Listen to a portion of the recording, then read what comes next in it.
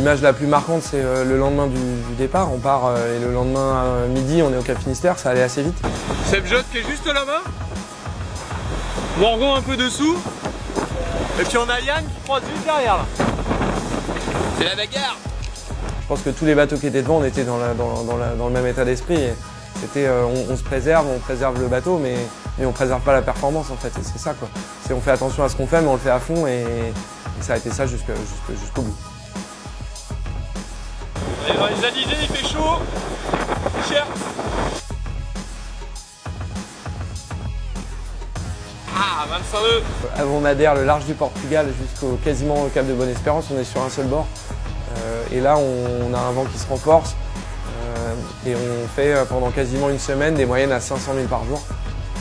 Attention pour le passage de l'équateur en direct d'SMA. Là, je crois que c'est passé. Ça y est, 0,24 sud. Premier matin dans l'hémisphère sud.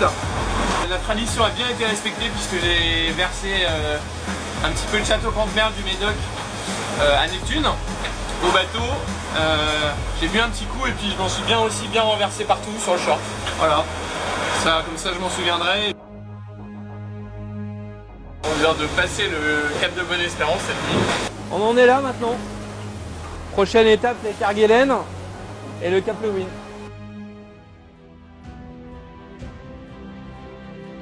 Émotionnellement, en fait, le Cap de Bonne-Espérance relie plein de choses. C'est un peu un moment clé de la course puisqu'il y a tout ça. Il y a les avaries qui arrivent, les premières avaries. Il y a le Cap de Bonne-Espérance qui est le premier passage symbolique après l'équateur, mais qui fait que voilà, on rentre dans le sud, on rentre dans quelque chose de nouveau.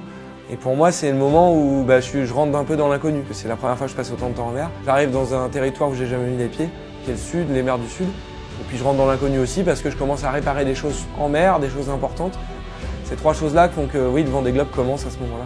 J'ai jamais rien remis à plus tard et c'était vraiment mon leitmotiv dans le sud, c'était ça. Dans le sud, il y a tout le temps des centaines et des centaines d'oiseaux qui entourent le bateau. C'est assez contemplatif de pouvoir admirer les albatros qui rentrent et qui sortent de la houle. Voilà, il n'y a pas beaucoup de moments où on s'évade dans le Vendée Globe et c'était un des bons moments en tout cas pour moi.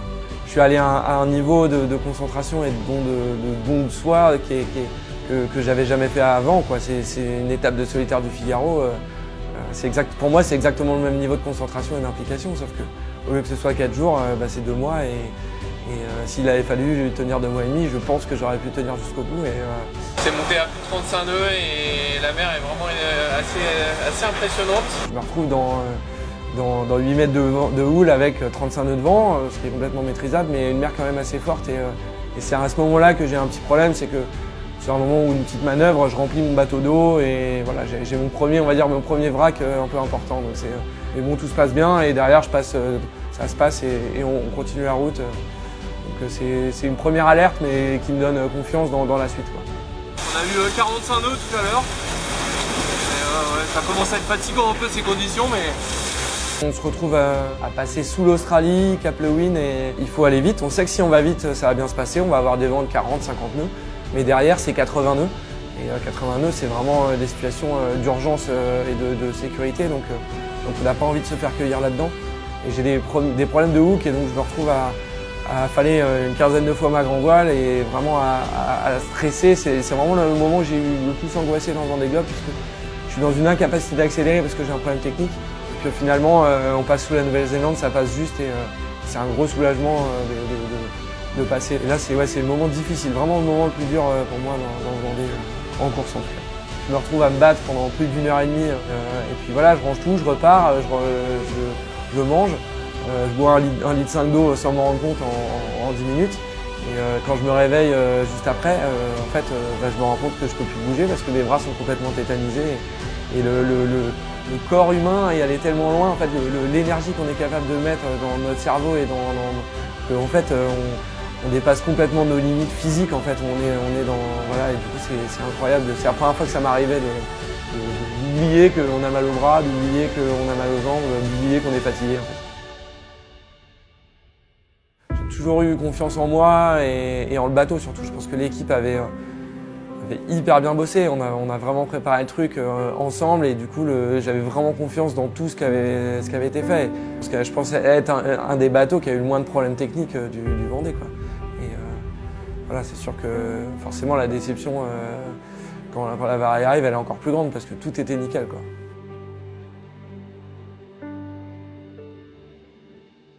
Je suis en train de dormir et j'entends un énorme boom, un énorme bang, et je sens tout de suite que la quille part sous le vent. J'essaie de trouver la panne, et puis là, en examinant un peu plus près, je vois une énorme fissure dans le vérin, donc je vois que ça fait le tour du vérin. Là, tout de suite, je sais que c'est fini, que la course elle est terminée. Et donc du coup, c'est pas réparable. Maintenant, la priorité, c'est de mettre le bateau en sécurité. Est-ce qu'on peut ramener le bateau? En gros, c'est la question, elle est là, quoi. Il n'y a que quand je me retrouve derrière l'anticyclone, je monte dans des conditions beaucoup plus calmes, que du coup, j'arrive à faire cette vidéo. J'estime qu'aujourd'hui, on a réussi à se mettre en sécurité, on se rapproche des îles de Polynésie. Donc je viens de contacter la direction de course pour officialiser l'abandon d'SMA. En tout cas, j'ai pris beaucoup de plaisir sur ce Vendée Globe. C'est une course incroyable et que j'ai découverte. J'imaginais pas que ce serait aussi intense. Je sais que j'ai abandonné, mais je peux rien lâcher. Je suis obligé de me battre, de me donner de l'énergie alors que je suis déjà psychologiquement atteint et il faut que je me batte quand même. Et puis, c'est 1 sur 2, les avaries. Et puis on se rend compte qu'au final, les avaries, c'est sur les projets qui ont des ambitions sportives, elles sont encore plus importantes et c'est terrible, quoi. On ressent par le message des gens, de tous ces gens, que ce soit le groupe SMA, que ce soit le grand public, quand on reçoit les messages d'encouragement, de félicitations, mais de déception suite à l'abandon, on se rend un peu compte de ce qu'ils ont pu vivre pendant la course et de l'émotion qu'ils ont pu... Même si nous, on était concentrés dans notre bulle, ça fait super mal parce qu'on est hyper déçus et je suis presque plus déçu pour eux que pour moi. Et ça, c'est vraiment difficile quand on retourne, quand on arrive et qu'on revient à terre. Arrivé à Tahiti après une grosse semaine de galère. Et ça fait vraiment du bien de voir cette terre et sentir les odeurs, c'est magnifique. J'arrive au petit matin, donc c'est vrai que c'est un sentiment incroyable parce que j'avais pas vu de terre depuis le départ, et puis je pensais pas voir autant de monde, quoi. C'est incroyable le monde de bateaux que j'arrive, et quand j'arrive c'est juste...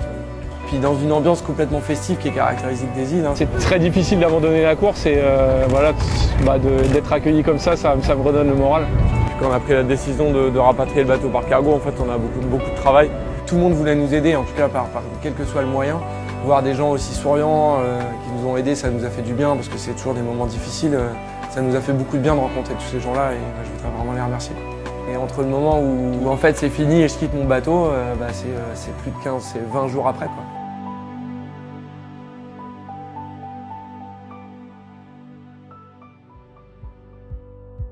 Le Vendée Globe tout seul dans le sud, dans des mers complètement incroyables, c'est sûr que ça paraît complètement improbable en fait de se dire ce gars-là il est tout seul dans un endroit où on n'a pas du tout envie d'être, il y a 10 mètres de vagues et des vents incroyables, etc. Mais sauf qu'on est sur notre bateau. Et alors moi on m'aurait mis sur un autre bateau, j'aurais été en panique. Là je suis en sécurité uniquement parce que je suis sur ce bateau-là que je connais par cœur, que je maîtrise, et du coup je suis dans une confiance totale. Parce que on a bossé comme des dingues, que l'équipe technique a bossé comme des dingues, et que ces 2 mm de carbone, ces 2 cm de mousse et ces 2 mm de carbone, c'est vrai que c'est pas grand chose entre moi et l'eau, mais j'ai une totale confiance en ça et j'ai une totale confiance en mon bateau. Donc, ça peut paraître étrange pour les gens justement, et je crois que c'est justement ce qui nous permet de faire des choses aussi incroyables que d'aller aussi loin qu'un Vendée Globe. C'est juste parce qu'on a une confiance dans nos bateaux et ces bateaux-là nous protègent, et voilà, c'est une relation hyper forte entre nous. Moi je suis trop content d'avoir vécu ce sud. Il manquait pas grand chose, il manquait un tiers du Vendée Globe, il manquait le plus beau, il manquait le Cap Horn, ça c'est vraiment un des plus gros regrets, mais là aujourd'hui je reviens avec des certitudes là-dessus, et c'est que oui, j'ai envie de faire ça, le plus longtemps possible, et c'est une chance de pouvoir dire ok, fin 2017 on va faire la Transat Jacques Vabre, et c'est une chance énorme, et on en est bien conscient.